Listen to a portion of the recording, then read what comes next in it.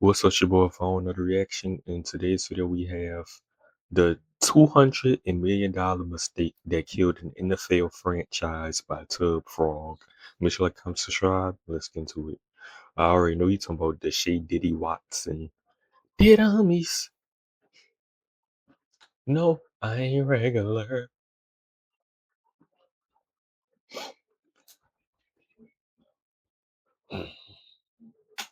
Okay, so let me ask you a question. Would you rather lose the ability to taste food ever again and feel a piercing pain in your liver every 8 minutes, or be a Cleveland Brown fan? Like I know this is a bit of a curveball, so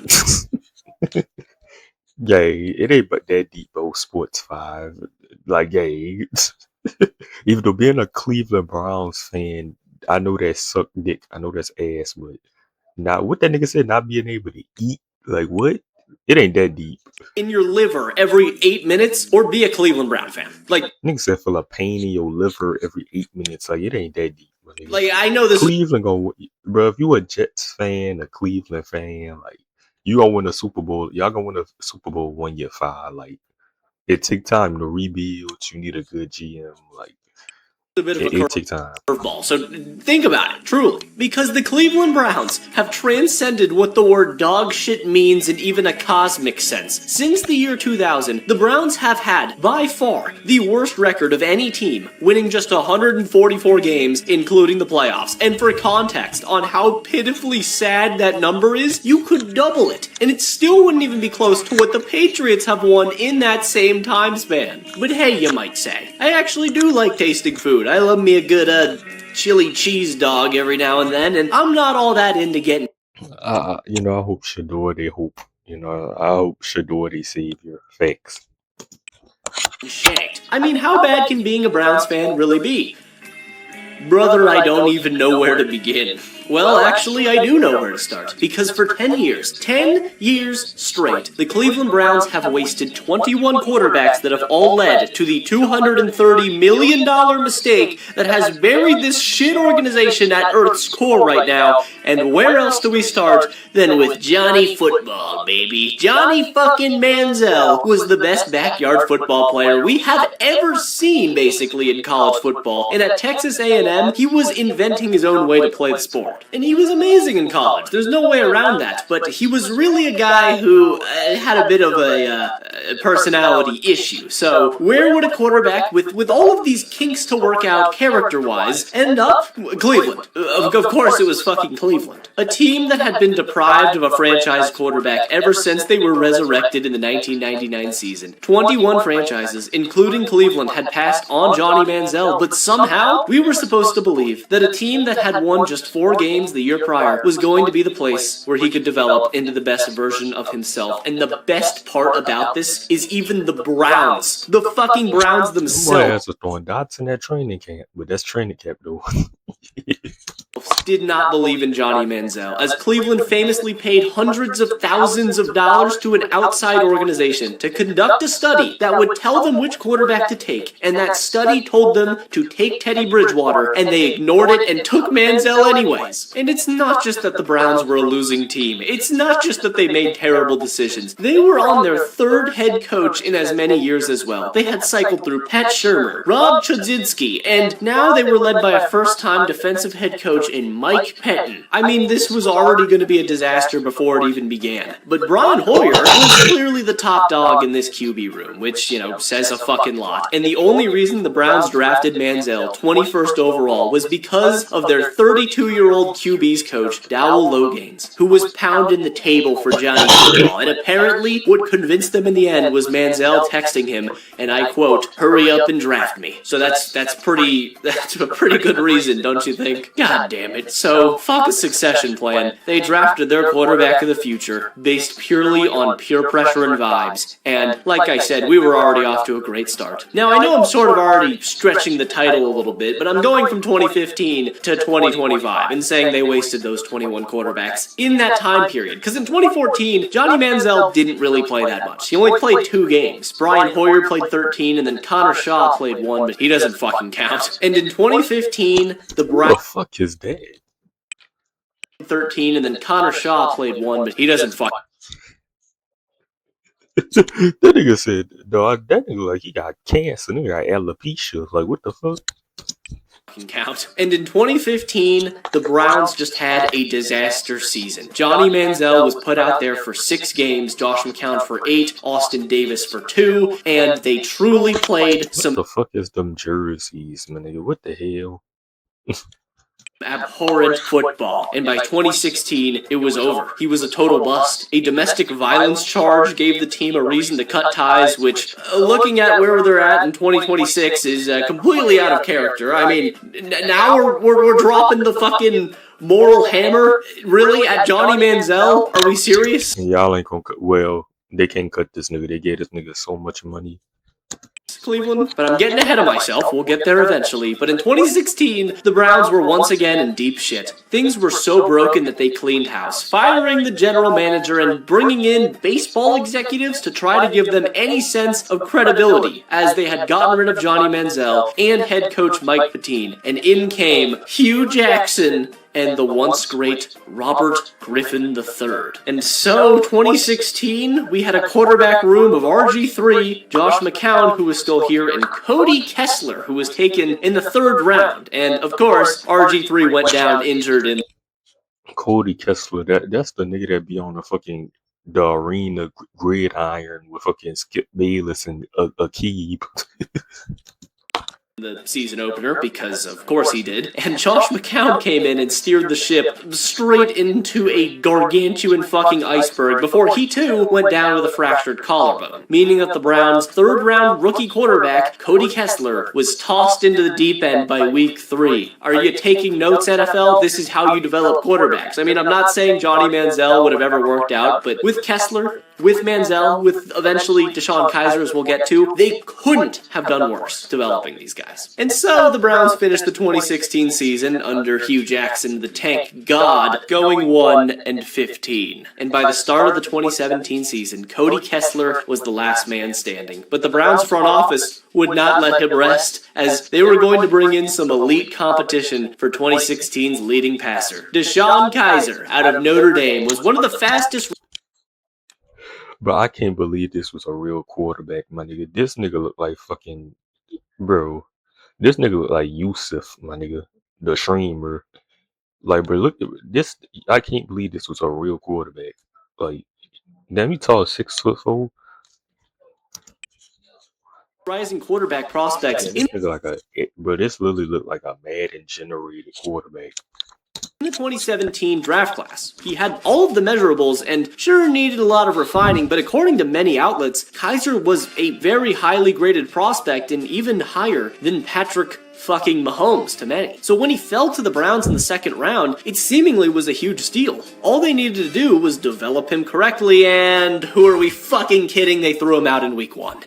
Literally week 1, just tossed him into the goddamn pizza oven. And he threw 3 touchdowns to 9 interceptions in his first 5 games. But he was going to clean it up, right? He was going to get things together. Hugh Jackson was going to mentor him perfectly, right? God, I love the Browns. Because you always know the answer is absolutely not. 11 interceptions later, and the Cleveland Browns became just the 2nd 0-16 team in NFL history. But on the bright side, this earned them the 1st overall pick in a really strong quarterback draft class in 2018. Sure, they had the 1st overall pick in 2017, but ended up actually getting that correctly, taking Myles Garrett. Now, they didn't really have to do any thinking for that one, but now in 2018, this was a truly difficult decision. There were prospects all over the place. You had Lamar Jackson, you had Josh Allen, who were not projected to go 1st overall, but still, if they wanted to take a risk on a...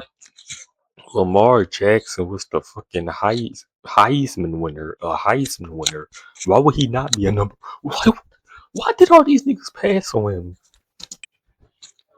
Guy like that, or trade down for a dude they really believed in, they could. And then a tier above those guys were the shoe-in prospects of Sam Darnold and Baker Mayfield. And the Cleveland Browns decided to take a risk on the Oklahoma suitor himself, the Heisman winner in Baker Mayfield, and drafted him 1st overall to be the savior of Cleveland. And for the first time... Man, they ain't like this pick. ever, the Cleveland Browns started to cook. They brought in Tyrod Taylor to start the season off, but once Baker took over, this was a whole different team. He ended their 19-game losing streak, compiling a very solid 7-7 record with near 4,000 yards, 27 touchdowns, and 14 picks. This was by far the best season from a Browns quarterback in the last decade, and it came from a rookie. For fucking once, Cleveland got it right. But before it was time to go all in, because in the 2019 season, for the first time since Tim Couch in 2001, Baker Mayfield started all 16 games. They had a quarterback play every single game, and they went all in. Nick Chubb and David Njoku were beginning to Yeah, but the team was solid. Look nice. develop. Jarvis Landry was here now. Odell Beckham Jr. was here in a trade. And now all they needed to do was have Baker Mayfield take that next step forward. But it just didn't work out. And it really wasn't all Baker Mayfield. The Tampa Bay looked at like Super Bowl favorites last season, bro. Bro, them niggas started off the season so hot, bro. I did thought them niggas was gonna win the Super Bowl, and I thought he was gonna win the MVP, but he a good quarterback. He just too inconsistent. You know what I'm saying? Fault. This was an organizational failure above everything else. They promoted Freddie Kitchens from offensive coordinator to head coach despite his complete lack of experience, and he was not able to replicate his success with the young Mayfield in year number 2. And so, after a very disappointing 6-10 season, they did it all again. They completely cleaned house and brought in a new GM and head coach, this time in Kevin Stefanski. The offensive Why them niggas keep cleaning house?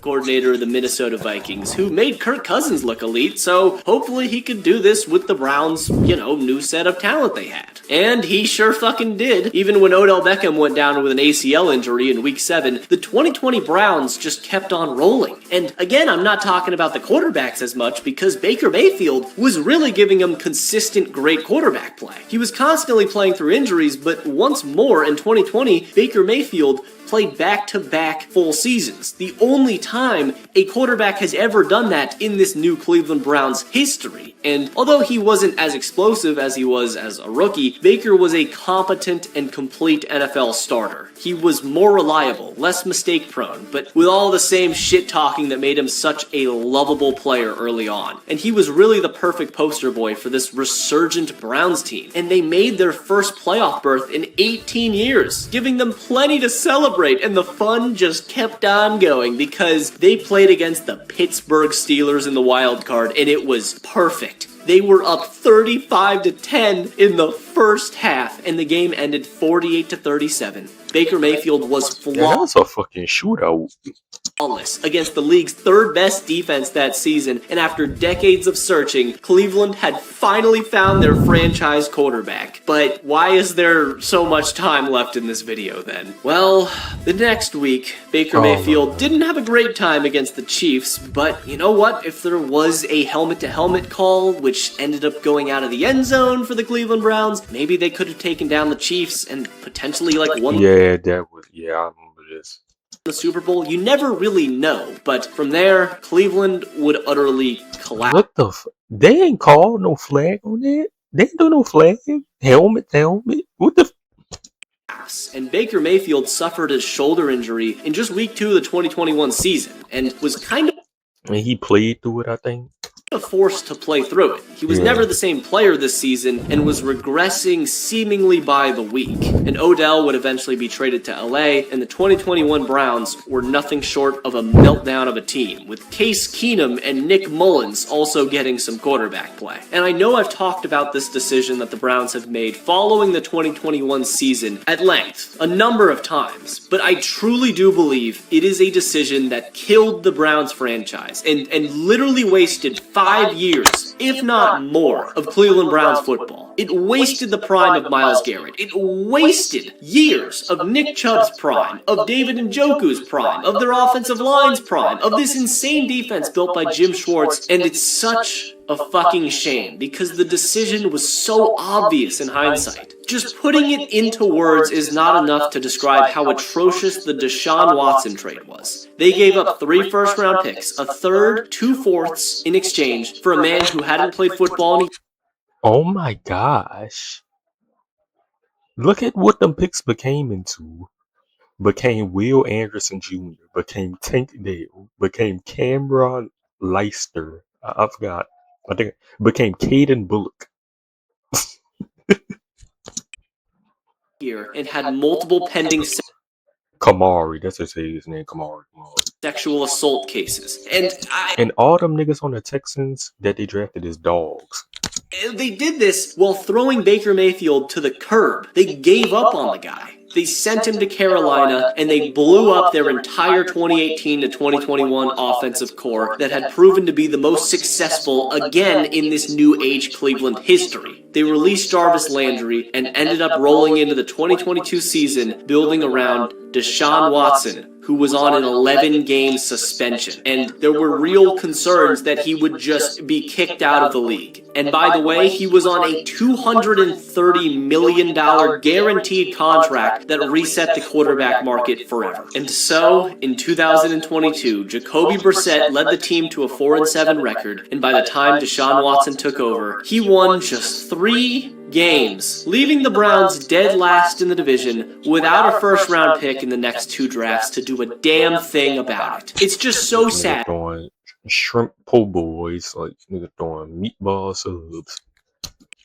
Because the Browns had the answer right there. Baker Mayfield gave them everything they needed, but they still took the bait on Deshaun Watson, and they wasted everything. Because in 2023, the Browns could have been special. Deshaun Watson just needed to put it all together, and he kind of, sort of did. In the first 3 games of the season, he led the Browns to 2 wins and 1 loss, but he definitely wasn't doing anything impressive. And then Deshaun Watson suffered a rotator cuff injury in Week 3, which kept him out for a few games. Dorian Thompson-Robinson and PJ Walker started in his place, combining for 0 touchdowns and 5 picks, and then there was a spark of hope. Deshaun Watson finally came back, but then he re-injured his shoulder and was out for the fucking season. He deserved all them injuries, if we being honest. So it was all done. There was no saving this team. Their defense was fantastic, but they had no quarterbacks left. Their defense still fantastic. And then we got a brief glimpse into what could have been with Baker Mayfield. Because Joe Flacco came to the team and saved them. He ended up rallying the Browns to end the year. And in arguably the game with like the most aura this season versus the New York Jets, he clinched a playoff spot for them. Again, this senior fucking citizen put up better numbers than the guy they spent $230 million on, and he became the savior for the Browns. Not Deshaun Watson, Joe Flacco. And this should have been Baker Mayfield. I have nothing against what Joe Flacco did. It was so special to see it happen this year, but it should have been Baker, man. It should have been Baker. Joe Flacco would go on to win the Comeback Player of the Year, but in the wild card versus the Texans, it just wasn't enough. And they would go into 2024 hoping that Deshaun Watson could be healthy and revert back to Texans form, but it just never was meant to be. He would only start 7 games before, again, going down with a season-ending injury. This time, it was an Achilles tear, but it didn't even really matter because he wasn't playing good football in the first place. He was pretty fucking bad. And in came Jameis Winston, who played more energizing and aspiring football than Deshaun ever has in his Browns career. And there was no light at the end of the tunnel either, because before the 2024 season even ended, news broke that Deshaun Watson had to undergo surgery for a re-ruptured Achilles and would be out for all of 2025. Yeah, the nigga body breaking down. I'm crying. As well. There's just nothing here. So although, again, in 2025, they had a special defense, they were missing the quarterback. Deshaun Watson never played, and Joe Flacco came back but was terrible, and then they took their fucking shots on rookies in Dylan Gabriel and Shedeur Sanders, both of which, again, like Manziel, like Kaiser, were tossed into the fire and given no chance to develop, shitting the bed all season. So this is it. This is the 21 quarterbacks that they wasted. And they really did everything correctly for a majority of this time period on the defensive side of the ball, but the offense just never could keep. But chill on Shedeur. It's gonna be perfect time, and you know, you just need they need to build around. You know, they getting them some weapons. about. And although they finally, after just throwing shit at the wall for a decade, accidentally made the right decision with Baker Mayfield, they then fucked it all up. They had the guy who was loyal to the team. He had the personality that embodied the franchise and the fan base, and they used him up, forced him to play through injury, and threw him to the side for Deshaun Watson. And that truly has been, in my mind, the worst decision any NFL team has made since potentially like the Herschel Walker trade. It has truly been putrid. So from Johnny Manziel all the way up to Shedeur Sanders, in the last 10 years, from 2015 to 2025, the Cleveland Browns have wasted 21 quarterbacks and have nothing to show for it. So although Baker Mayfield gave them high highs, they've really wasted every single chance they've had to be a good team and still are in such a horrible position to this very day. So yeah, thank you for watching this video. Make sure to like, comment, subscribe, and my dude says good video, good vids. Good.